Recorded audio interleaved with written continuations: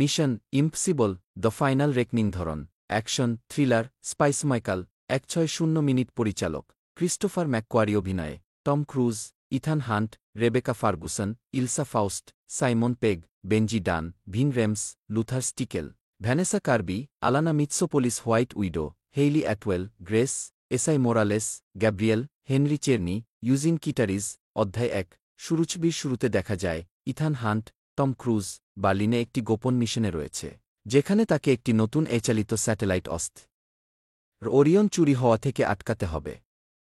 এই স্যাটেলাইট বিশ্বের যেকোনো প্রতিরক্ষা ব্যবস্থা হ্যাক ও বন্ধ করতে পারে।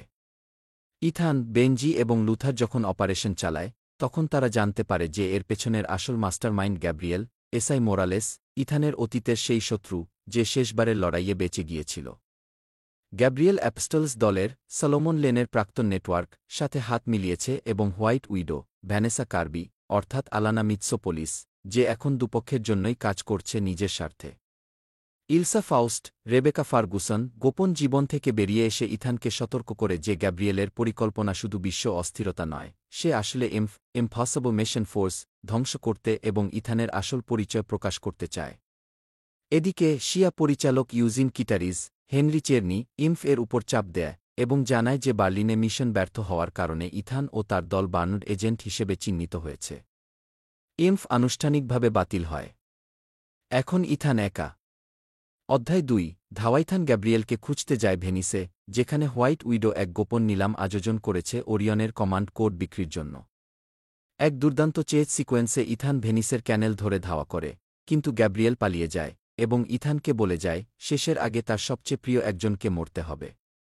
গ্রেস হেইলি অ্যাটওয়েল আগের মিশনের দক্ষ চোর আবার হাজির হয়, কিন্তু এবার গ্যাব্রিয়েলের ব্ল্যাকমেইলের শিকার।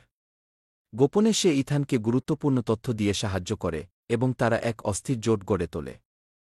লুথার ও বেনজি গোপন কমান্ড সেন্টার থেকে জানান গ্যাব্রিয়েলের পরবর্তী লক্ষ্য টোকিওর একটি গোপন ভল্ট, যেখানে বিশ্বের সমস্ত আন্ডারকভার এজেন্টের নাম রয়েছে, যা ফাঁস হলে অগণিত জীবন বিপন্ন হবে। এক অসাধারণ নাইট সিকোয়েন্সে ইথান টোকিওর এক আকাশচুম্বী ভবনে ঢুকে পড়ে, লেজার গ্রিড ড্রোন এবং খুনিদের ফাঁকি দিয়ে। কিন্তু ভল্ট সুরক্ষিত করার ঠিক সময়ে গ্যাব্রিয়েল ফাঁদ পেতে ধরে, জানায় ইলসা তার কাছে বন্দী এবং ইথানকে বেছে নিতে হবে। ইলসাকে বাঁচাবে না পৃথিবীকে। অধ্যায় 3 চূড়ান্ত লড়াই ইথান তার বাকি বন্ধুদের নিয়ে এক শেষ মিশনের জন্য তৈরি হয়।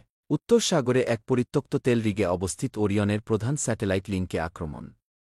বিশাল ঝড়ের মধ্যে ইথান তার দল নিয়ে হ্যালো জাম্প করে রিগে নামে, যেখানে অ্যাপস্টলস এবং ভাড়াটে সেনাদের সাথে টানা যুদ্ধ শুরু হয়। একই সময়ে গ্রেস ভেতর থেকে ওরিয়ন সিস্টেম হ্যাক করতে থাকে বেনজির নির্দেশে, আর লুথার সাইবার প্রতিরক্ষা সামলায়।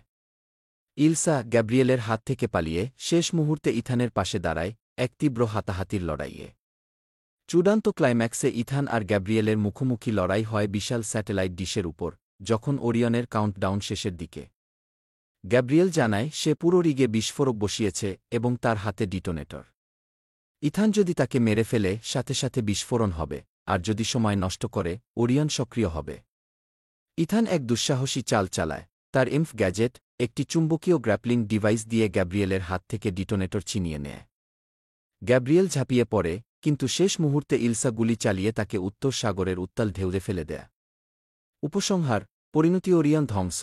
এর পরিচয় আংশিক ফাঁস হলেও কিটারিজ ইথানকে শেষ প্রস্তাব দেয় সে চাইলে স্বাধীন হয়ে চলে যেতে পারে অথবা পুনর্গঠন করতে পারে।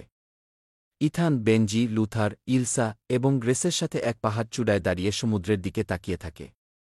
সব বিশ্বাসঘাতকতা আত্মত্যাগ আর জয়ের পর ইথান শুধু বলে মিশন অ্যাকসেপ্টেড। ও ফিল্মের শেষে দেখা যায় সেই আইকনিক ফিউজ লাইটিং সিকোয়েন্স, যা বোঝায় শেষ নয় বরং চিরন্তন লড়াই। মূল থিম ও উপাদান ইথানের অতীতের মুখোমুখি হওয়া এবং মিশনের ব্যক্তিগত মূল্য, বিশ্বস্ততা, বিশ্বাসঘাতকতা এবং নেতৃত্বের বোঝা। হাইটেক স্পাই অ্যাকশন, বাস্তবিক স্টান্ট এবং বাস্তবসম্মত ঝুঁকি।